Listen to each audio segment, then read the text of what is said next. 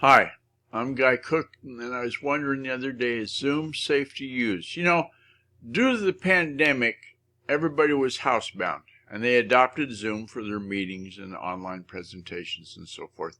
So the other day I got to wondering, is Zoom safe to use right now? And I got this Google document you can see right here on the other side of me, and it's got the links in there that resulted from that query about Zoom being safe to use and the different opinions that were brought up. Even got the link to the security bulletin from Zoom itself. Okay, so the alternative, what I'm using right now to make this presentation, is called whereby.com. It used to be another name, and it evolved to be in Whereby. And I've got this video that we're doing right now. It'll be on the YouTube channel, and I've got the link in the show notes. If you go to the GuyRCookReport.podbean.com and then look for this, is Zoom safe to use, 6 privacy issues to consider link, there in the show notes, bazinga, you're going to be right there looking at this content, and I hope that's going to work for you. The things to consider in this Freedom of the Press bulletin, what we need to know about whereby.com. Okay, the one that I'm saying, well, it might be the one to go to. It's going to look like this. Their content comes up. Well, of course, they ask for support. And their content comes up, and it talks about all the rivals to Whereby, the people like Zoom and Google Meet and Jitsi and Search and so forth. And it explains the table of contents.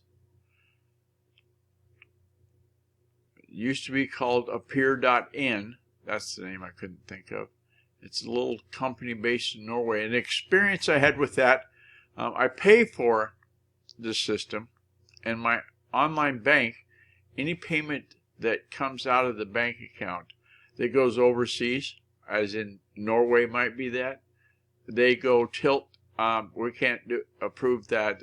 It could be a security hack, etc., etc. So in this instance, they've loosened up a bit now, but years ago, I had to go down to the bank in person so they could see my face. Couldn't do it on the phone.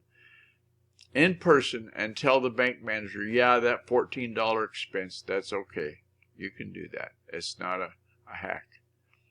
So they have evaluated all the security properties, and they've spelled it out here in this document. I'm just zooming through here real quick, but you can see they've got a pretty extensive job done at Freedom of the Press.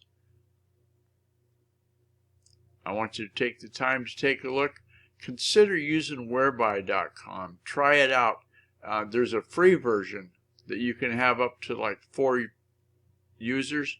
So if you're doing a face-to-face with just one person, bazinga, it's there. I want to thank all the time that you've devoted to this episode of the Guy R. Cook Report. I hope that link helps you out in some way. Thanks to the patrons that support this effort. It's a wrap.